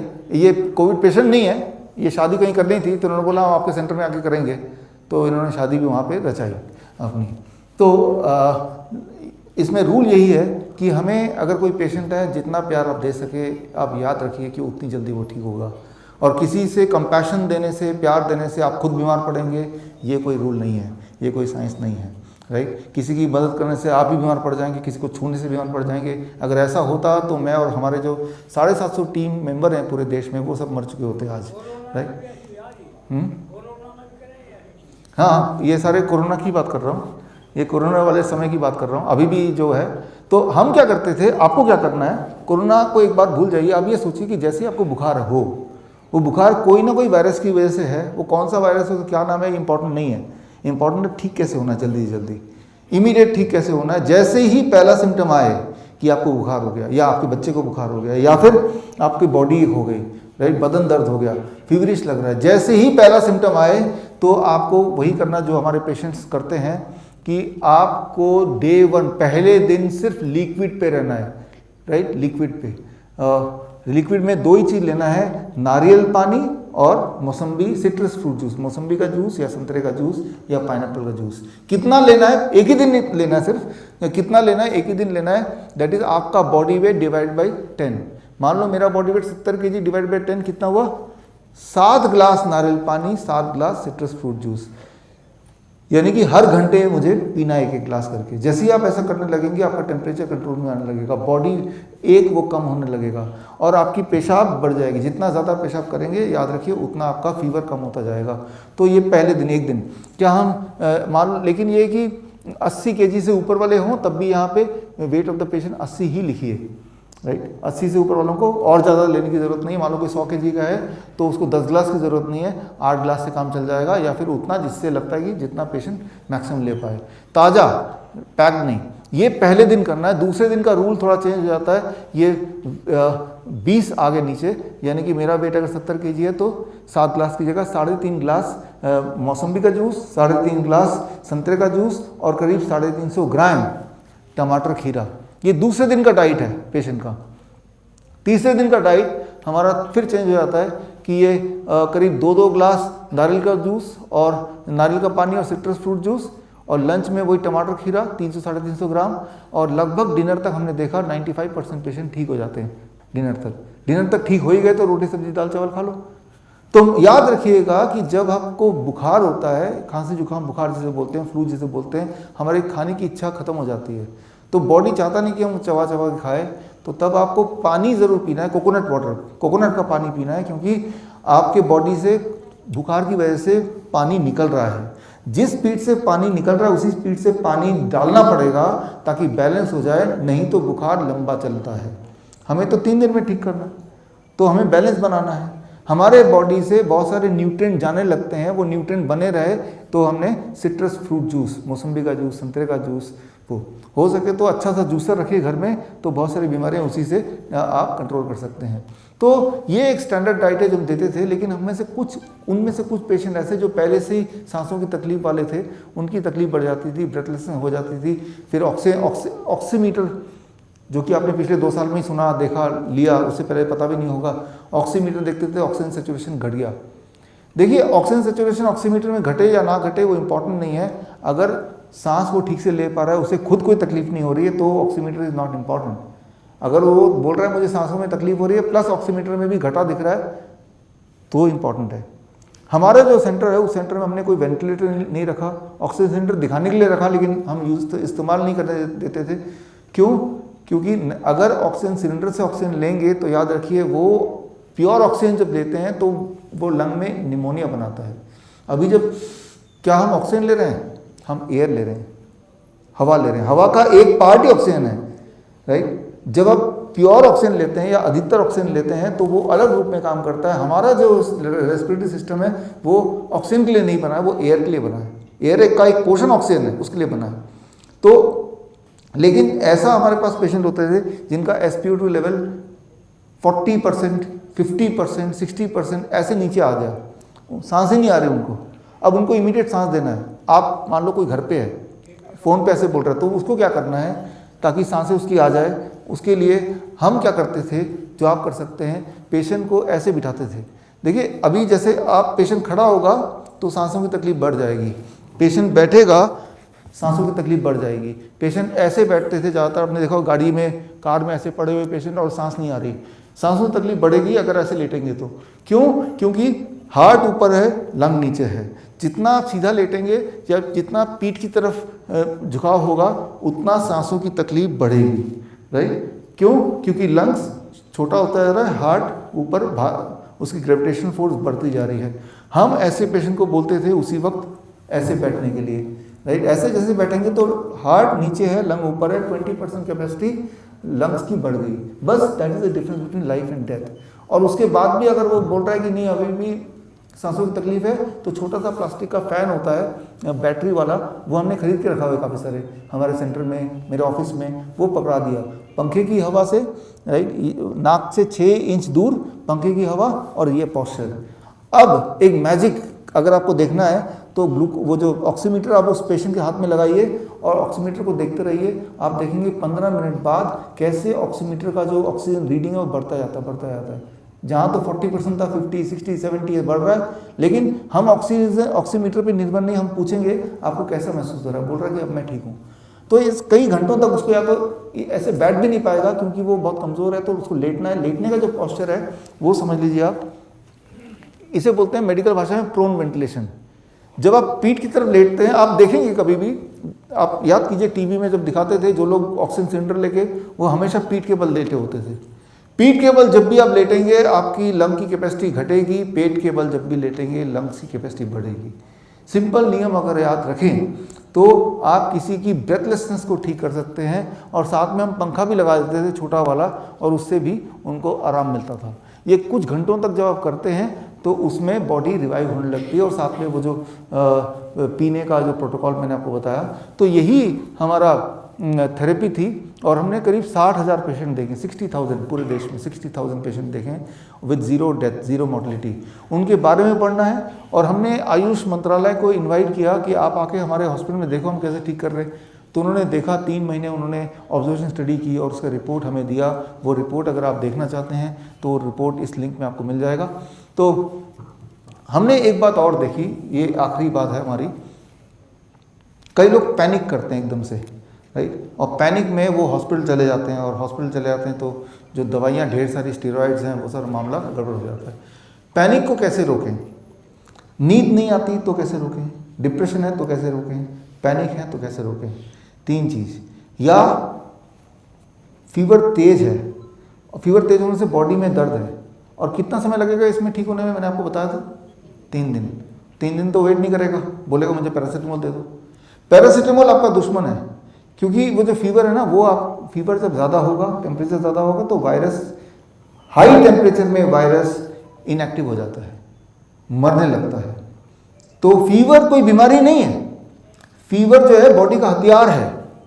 लेकिन आपने पैरासीटामोल ले लिया तो फीवर घट गया तो क्या हुआ? बॉडी का हथियार खत्म हो गया। तो अब फायदा किसको हुआ? वायरस को हुआ, वो फैलने लगता है। तो अगर आप पैरासीटामोल लेंगे तो आप बॉडी के हथियार के खिलाफ काम कर रहे हैं। लेकिन अगर नहीं लेंगे तो 3 दिन तक आपको थोड़ा झेलना पड़ेगा। तो छोटे बच्चे, कई कमज़ोर लोग, वो 3 दिन तक झेलना नहीं चाहते, वो पैरासीटामोल लेते हैं, उस वक्त थोड़ा आराम मिल जाता है, लेकिन वो 3 दिन का, 7 दिन, 10 दिन फिर वो खिंचता जाता है, राइट। तो इमीडिएट उसी वक्त आपको आराम चाहिए, 3-4 चीज़ें मैं बता रहा हूँ। अगर डिप्रेशन में आराम चाहिए, नींद नहीं आ रही तो आराम चाहिए, हेडेक हो रहा है तो आराम चाहिए, सिर दर्द हो रहा है आराम चाहिए, बिल्कुल आराम चाहिए उसी वक्त, राइट। तो या फीवर टेम्परेचर वगैरह है, बॉडी एक है तो आराम चाहिए इमीडिएट उसी वक्त, बिना दवाई के। दवाई के साथ आराम मिलेगा, बट वो आराम के बदले में एक कॉस्ट आपको चुकाना पड़ता है, that is a very high cost, कि आपका बॉडी और बीमार पड़ता है फ्यूचर में। तो उसके लिए क्या करना है, बड़ा सिंपल है, ये मेरा आखिरी स्लाइड है, इसे कहते हैं हीट प्रोटोकॉल।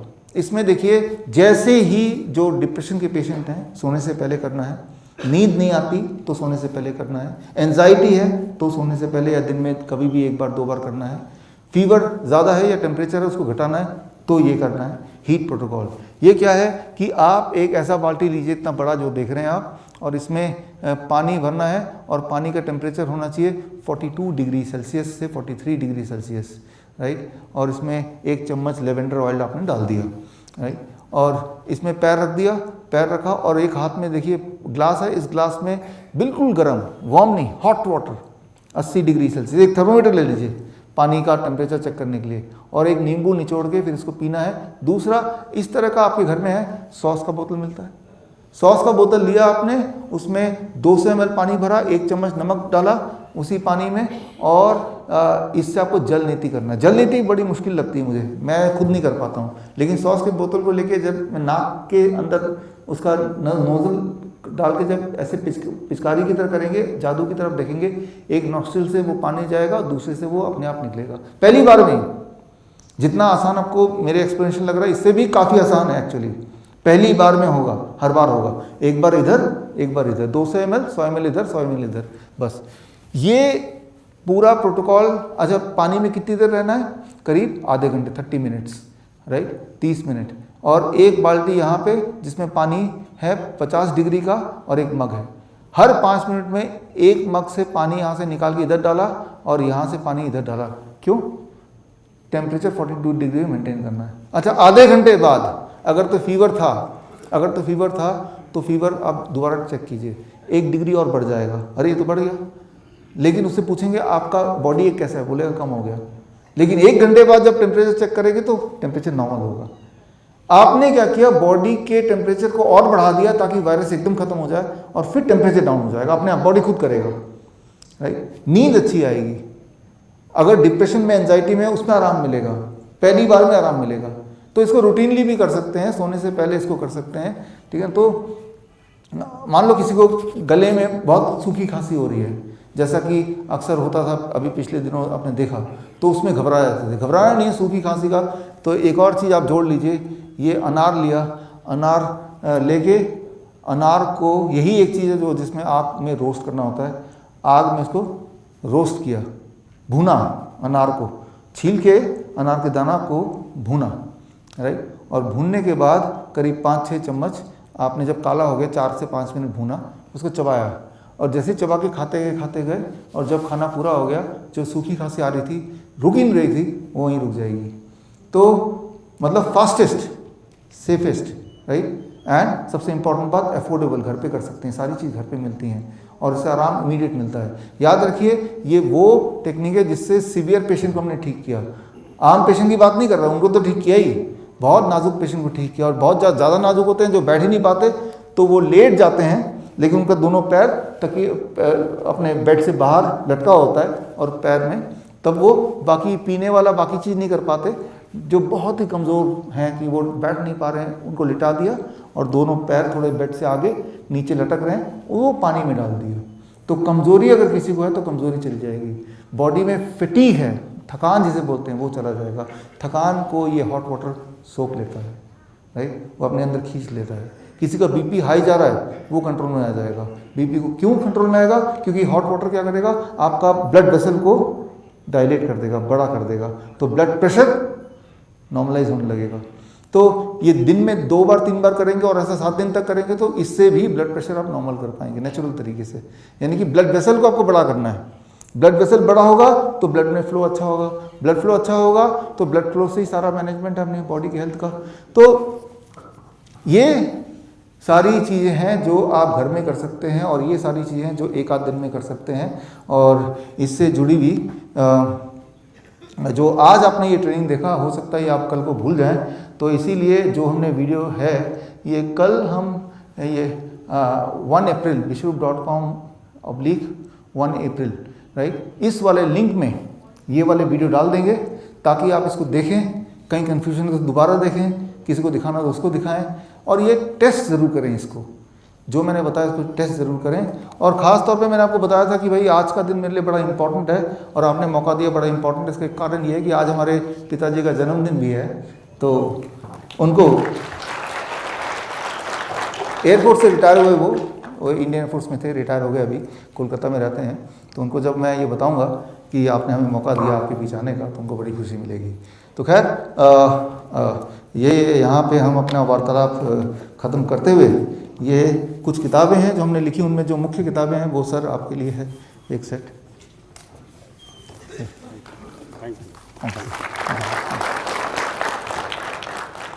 देखिए जो सारी किताबें हैं ये विश्वरूप.com में जाएंगे तो ये PDF इसका फ्री डाउनलोड है वैसे भी, राइट। तो मैं उम्मीद करता हूँ कि आज के बाद किसी को लाइफस्टाइल डिजीज़ है, इन्फेक्शियस डिजीज़ है, इन्फेक्शन कौन सा है, वो डेंगू है उसका नाम, H1N1 उसका नाम है, कोरोना उसका नाम है, इन्फ्लुएंजा इसका नाम है, इंपॉर्टेंट नहीं है, इंपॉर्टेंट नहीं है। इंपॉर्टेंट ये कि जैसे ही आपको सिम्टम आते हैं आपको ये सब करना जो आपको बता दिया, इसी वीडियो को 1-2 बार और देख लीजिए तो आपको क्लियर हो जाएगा। और ठीक होना आपके ही हाथ में है। दुनिया में ऐसी कोई दवा बनी नहीं है जो वायरस को मार सके, बनी है ही नहीं, तो फिर दवा क्यों ले रहे हैं। दुनिया में जितनी सारी दवाइयाँ बनी है बैक्टीरिया को मारने के लिए, बैक्टीरिया मारने, एंटीबायोटिक जिसे बोलते हैं, याद रखिए 2016 तक वो सारी दवाइयाँ ऑब्सोलीट हो चुकी हैं। ऑब्सोलीट मतलब अब बैक्टीरिया सारे म्यूटेट कर चुके हैं और नए म्यूटेटेड बैक्टीरिया के लिए नए एंटीबायोटिक्स अभी तक बने नहीं हैं। तो दवाई का ऑप्शन कहाँ है आपके पास, है भी तो नहीं।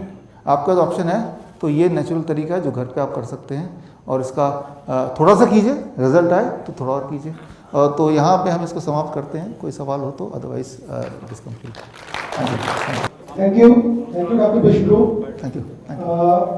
for a wonderful session. Thank you. आगे भी रंगराज से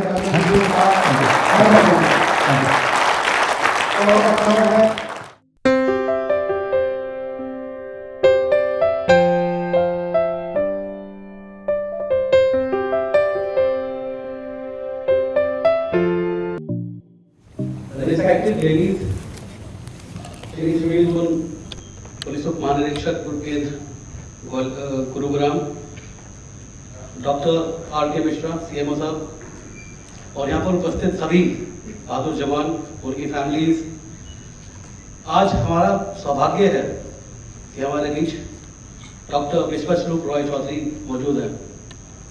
मैं यही कहूँगा कि रोज सुबह होती है, शाम होती है, उम्र हुई तमाम होती है।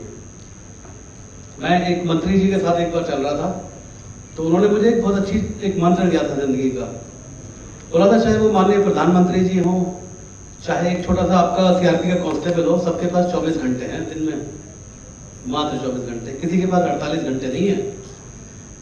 तो यहाँ पे भी मैं यही कहूँगा कि हम सबके पास 24 घंटे हैं। ठीक इसी प्रकार से डॉक्टर विश्वस्वरूप रॉय चौधरी साहब के पास भी 24 घंटे हैं, लेकिन 24 घंटे में जो ये काम कर रहे हैं, आई थिंक मैं सर, मेरी वाइफ जो है बहुत बड़ी फॉलोअर है आपकी कोई वीडियो छोड़ती नहीं है। आज सुबह मैं मेरठ में था और मेरठ से चल रहा था तो वहाँ प्रोग्राम जाता है हमारे ग्रुप सेंटर का, इनका एक ग्रुप है। तो जब डॉक्टर साहब के बारे में मेरी वाइफ ने बोला वो आ रहे हैं, अरे मुझे वही होना चाहिए था, बट शी इज वर्किंग, वो नहीं आ पाए किसी वजह से। लेकिन ये बड़ा अच्छा है कि हम वो देख पाएंगे इस प्रोग्राम को, जो आप फर्स्ट इसको रिलीज करेंगे 1 अप्रैल वाले को। तो मैं यही कहूँगा डॉक्टर साहब कि आपने यहाँ आकर इतना अच्छा आपने बताया DIP के बारे में स्पेशली, तो आई थिंक मुझे बहुत ज़रूरत है उसकी खुद में सोच रहा था। और आपका जो ये थेरेपी पानी वाली, किडनी वाली, ये मैं देखता आ रहा हूँ, खुद भी देख रहा हूँ ये चीज़। और आज आपका रूबरू आपके साथ हुए तो और भी अच्छा लगा। मैं यहाँ पर उपस्थित मेरे DIG महोदय डॉक्टर R.K. मिश्रा और यहाँ पर सभी ग्रुप सेंटर के जितने भी कार्मिक हैं, सबकी ओर से आपका हृदय से धन्यवाद करता हूँ। उम्मीद करता हूँ कि आपके इस मौके से हम सबको बहुत फायदा हो। Thank you very much. धन्यवाद। Thank you sir. और अभी आज का ये कार्यक्रम यही समाप्त होता है। अगर आपको मेरे बताए हुए DIP डाइट, नाइस प्रोटोकॉल या पोस्चरल मेडिसिन से कभी कोई लाभ मिला है और अगर आप मुझे सपोर्ट करना चाहते हैं तो आप अपना एक वीडियो टेस्टिमोनियल मुझे व्हाट्सएप कीजिए 9871186229 पर। धन्यवाद।